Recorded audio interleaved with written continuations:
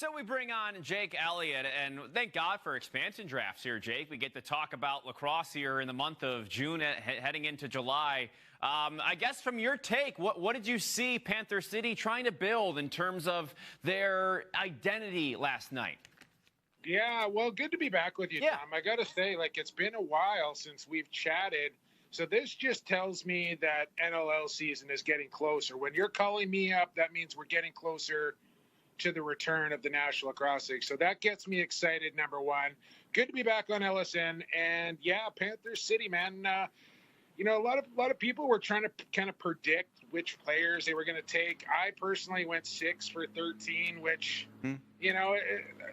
But the thing is that GMs behind the scenes are making handshake deals. Yeah, I'll pick this guy, but I'll trade this guy to this team and I'll get this guy back. So there's all sorts of things going on behind the scenes, which makes it very difficult to predict an expansion draft.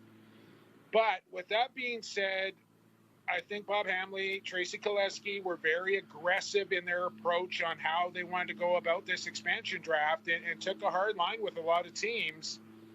And we'll see how it all kind of plays out, whether some teams get their guys back for different guys or what have you. But, taking the tractor, Matty Hosek right off the bat, Ryan Benesch was a big surprise to me. I don't know if we want to touch on that, but it looked like a pretty good balance of young offense, defense. So I think they may go through some growing pains early here for long-term success. Yeah, Hosek, a young defenseman, defender, and had been with the Rush for 4 years. I think that was one of maybe a thought for the future. Then you have Benesch in there, sort of the veteran sort of feel. He was the second leading scorer for Halifax last time we played. I think that was, like you said, really interesting there and immediately provides some help on the offensive end.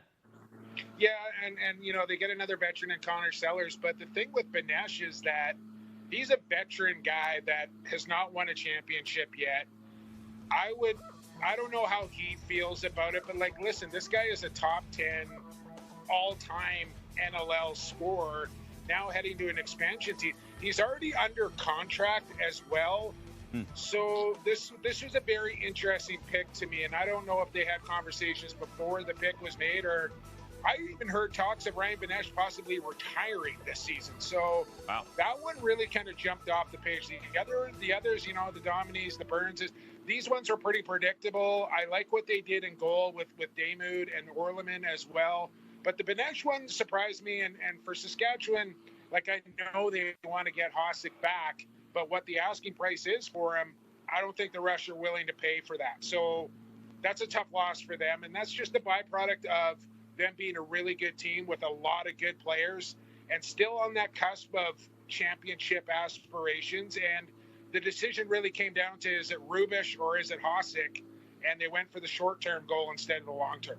Jake, you mentioned the goalies, and I wanted to focus on Kevin Orleman here from the Swarm, because he had been a guy that's sort of been thrown around in these drafts a little bit over the past couple of seasons, as he's playing behind Mike Poulin. A lot of potential there. Will we finally see this potential in Texas? I think so. You're right. He's been kind of dangled out there a couple of times. Of course, his older brother in New York as well. And I think he's ready. Yeah, but you know what?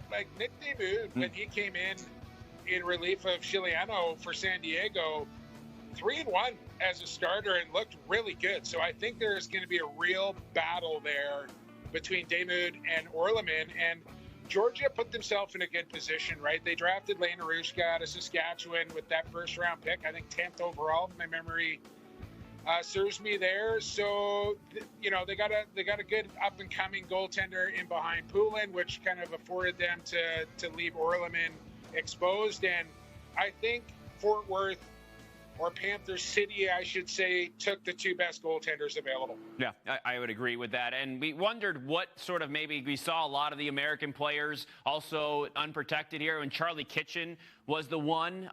Is that, really, for the most part, that stuck out, I guess, to me, a guy that's just graduated from college and whatnot. Why was it him, I guess? He's a guy that has previous box experience, as we know, too. Yeah, he's pretty confident guy. I might go just because of his profile and what he's doing in the PLL right now. I thought maybe, but Charlie Kitchen's safe, solid pick, and he'll step into that lineup right away and be an impact player. Yeah, meanwhile, Connor Kelly keeps on getting picked in these expansion drafts by separate teams over the first San Diego, then the Riptide, and now he's heading to Texas. I guess he's just the guy that teams sort of like to plug and play, if you will. Yeah, I mean, versatile guy, right? And he's going to fit in wherever he goes. He can be a 1, 2, or 3 guy up there as well. So, yeah, I mean, it kind of sucks that he's bounced around a little bit, but he's got to look at it like people want him. You got to, in order for a team to take you, somebody's got to want you. So maybe one team doesn't, but there's been teams that do. So I think he'll fit in fine there. How does this now, from what you saw, how does this set the tone for the draft? Did it give you any indication in who they might take? Oh man, it's so hard to know, are they going Nanticoke? Are they going Lanchbury? Are they going Donville?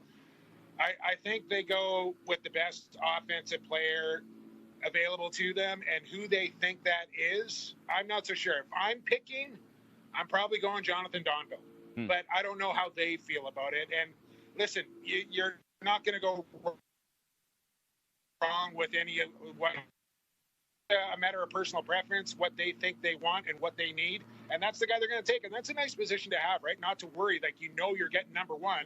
So make your pick. For folks that don't know, here in British Columbia, we've been going through a massive heat wave. So as soon as I'm done this interview here, I'm going to go towel off once again. Yeah, we did work. I worked up a sweat too, just talking to you, Jake, as always. Appreciate the time. We will talk soon, okay? Sounds good, Tom. Good to be with you. Thanks again. Thank you.